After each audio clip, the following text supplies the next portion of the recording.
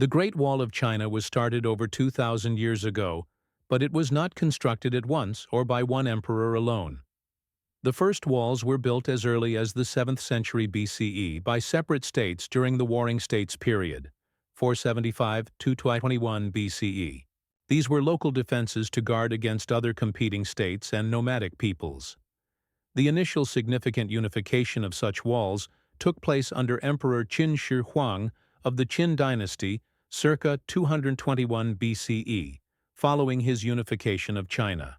He linked and extended previous walls to protect China from northern nomads such as the Xiongnu. The initial version was primarily composed of rammed earth and wood. Subsequent dynasties, including the Han, 206 BCE, 220 CE, and particularly the Ming, 1368-1644, kept extending and fortifying the wall. The best preserved parts that visitors can view today, in brick and stone, are largely from the Ming dynasty, especially between the 15th and 16th centuries. Thus, although some sections of the wall are older than 2,700 years, the familiar structure we know today was constructed mainly between the 14th and 17th centuries in the Ming period. The Great Wall of China, much vaunted as among the greatest feats of architecture in all of human history, is a tale with more than its share of complexity and neglect, as most are familiar with it as a giant defensive barrier designed to repel invading armies. Things actually were much more complicated. Unlike popular perception, the Great Wall is not one unbroken structure but a vast network of walls, trenches, and watchtowers built by multiple Chinese dynasties across more than 2,000 years. Different dynasties constructed different parts using the materials they had at hand, from tamped earth in the early periods to brick and stone during the Ming dynasty. The wall that we think of with the name today is mainly of this later period, although its origins go far back into Chinese antiquity. The purpose of the wall went beyond defense. It was a powerful symbol of imperial power and cohesion, defining the edge of civilization and the reach of the emperor. It also acted as a customs barrier, controlling trade and immigration, particularly along routes linked to the Silk Road. But little is mentioned of the colossal human toll of its construction. Hundreds of thousands of workers, conscripts, peasants, prisoners, and even intellectuals who were out of political favor were compelled to labor in harsh conditions. Hundreds died from fatigue, exposure, or starvation, and their bodies often came to rest close to or inside the wall itself, giving rise to the somber adage that each stone rests upon a life lost. Though great, the wall was not always successful in its purpose as a barrier. Handled by skilled and determined attackers like the Mongols and eventually the Manchus, the wall could be breached or sidestepped.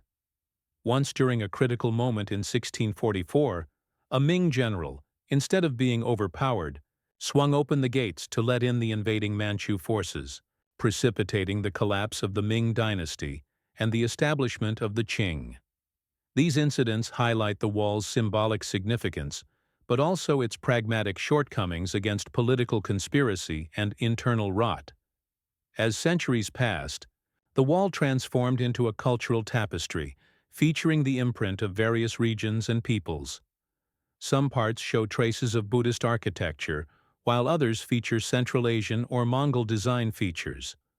The Great Wall was not just a fence but also a crossroads of civilizations, traditions, and ideas.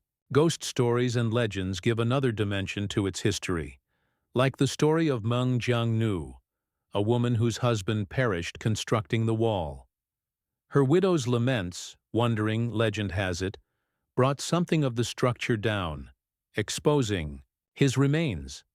This sorrowful tale is representative of the emotional burden that this colossal edifice bears.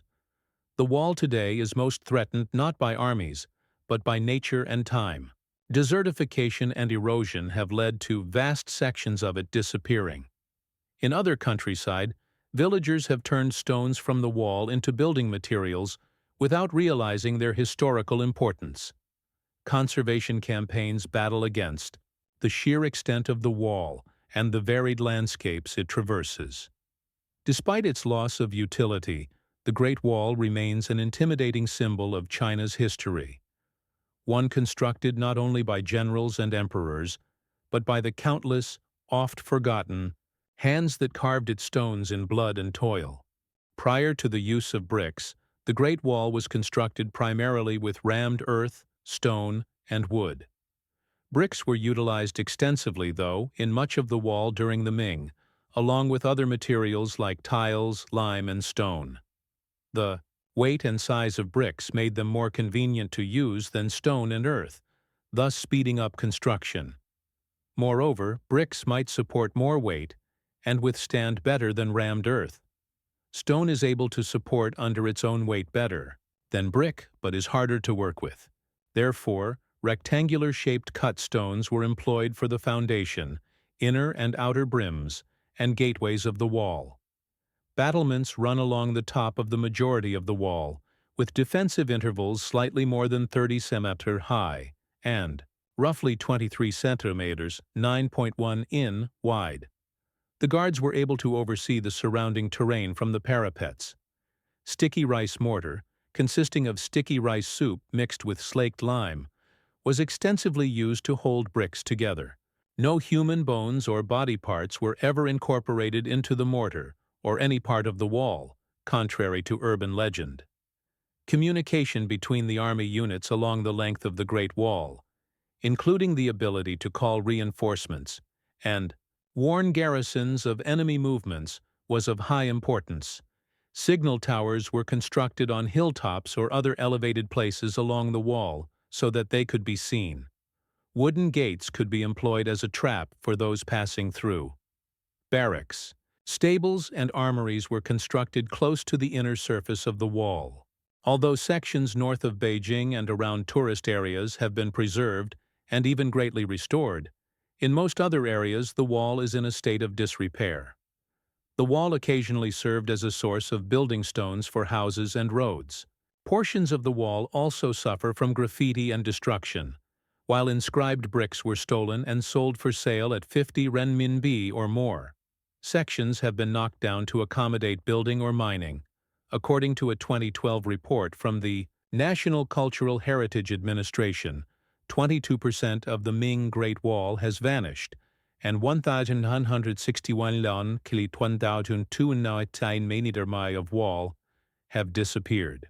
In 2007, it was estimated that over 60 kilometers, 37 meters of wall in Gansu province could disappear over the next 20 years through erosion from sandstorms.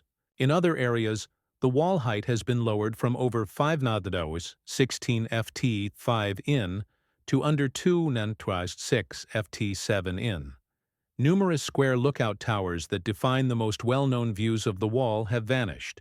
Much of the wall in western sections is made of mud, instead of brick and stone, and is consequently more vulnerable to erosion.